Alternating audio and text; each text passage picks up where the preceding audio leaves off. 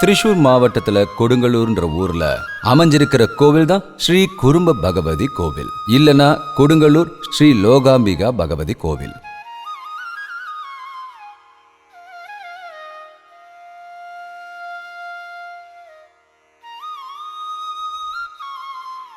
பரசுராமர் பிரதிஷ்டை பண்ண 4 தேவிகள்ல லோகாம்பிகை அம்மன் தான் கொடுங்கலூர்ல இருக்கிறதா நம்பப்படுது. கேரளால பேரழிவு அப்புறம் ஆபத்திலிருந்து காப்பாத்துறதுக்காக இந்த அம்மனை பிரதிஷ்டை செஞ்சதா நம்பப்படுது.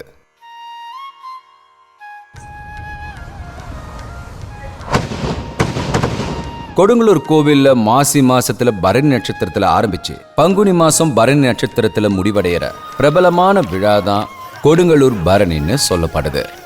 பக்தியோட ஆக்ரோஷத்தை வெளிப்படுத்துற விதத்துல இந்த விழா கொண்டாடப்படுறதா சொல்லப்படுது.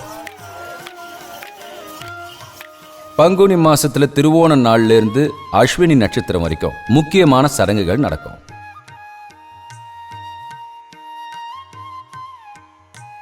இந்த கொடுங்கலூர் கோவில்ல கொடிமரம் கிடையாது. வடக்கு பக்கமும் கிழக்கு பக்கமும் கொடிகளை தோரணம் மாதிரி கட்டி அதை கோவிலுக்குள்ள இருக்கிற மரங்கள்ல தொங்க விட்டிருப்பாங்க. ஏராளமான தோரண கொடிகள் கோவிலுக்குள்ள இருக்கும்.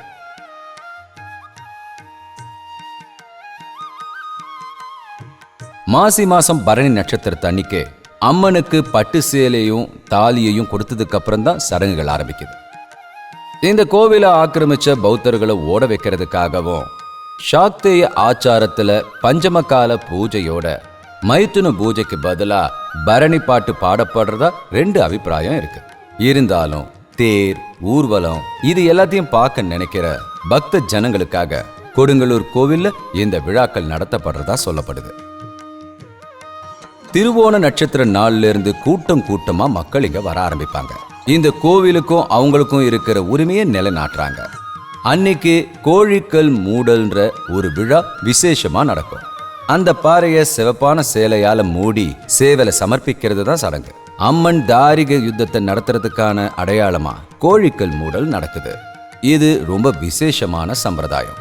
யுத்தத்துல ரேவதி ஜெயிச்சதுக்கு அடையாளமா மாலையில ரேவதிக்கான விளக்கு ஏற்றப்படுது.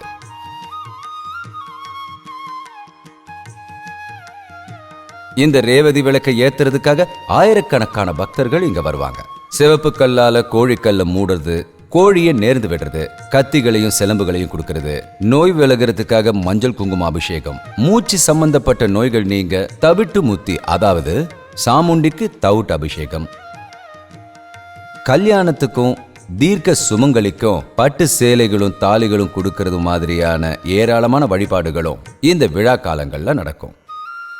அஸ்வதி நாள்ல காலையில 11 மணிக்கு கொடுங்கலூர் தம்புரானோட உத்தரவுப்படி வடக்கு நடைய மூடிட்டு ரகசிய பூஜையான திருச்சந்தன பூஜை நடக்கும்.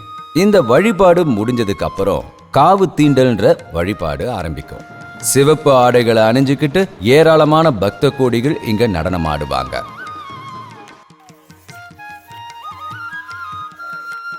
மேல வாத்தியங்களோட இசைக்கேற்ற மாதிரி பக்தர்கள் ஆக்ரோஷமா இந்த சடங்குகள்ல நடனம் ஆடுவாங்க.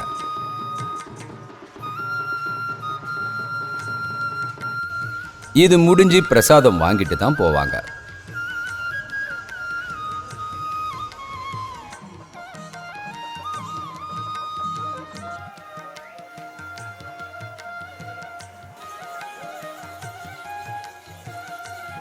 விழா முடிஞ்சதுக்கு அப்புறம் 7 நாட்கள் கோவிலை மூடிடுவாங்க. இந்த நாட்கள்ல பள்ளி மாடன்னு சொல்லப்படுற ஒரு இடத்துல பக்தர்களால தரிசனம் செய்ய முடியும். கேரளால இருக்கிற பத்ரகாளி அம்மன் கோவில்கள்ல கொடுங்கலூர் கோவிலும் இங்க நடக்கிற சடங்குகளும் பக்தியோட திவ்யமான அடையாளத்தை வெளிப்படுத்துது. வாழ்க்கையில நடக்கிற எல்லா பிரச்சனைகளுக்கும் தீர்வு கொடுத்துக்கிட்டு அம்மன் பத்ரகாளி இந்த கோவில்ல உரையறாங்க. இங்க மட்டும் இல்ல, பக்தர்களோட மனசுலயும் தான்.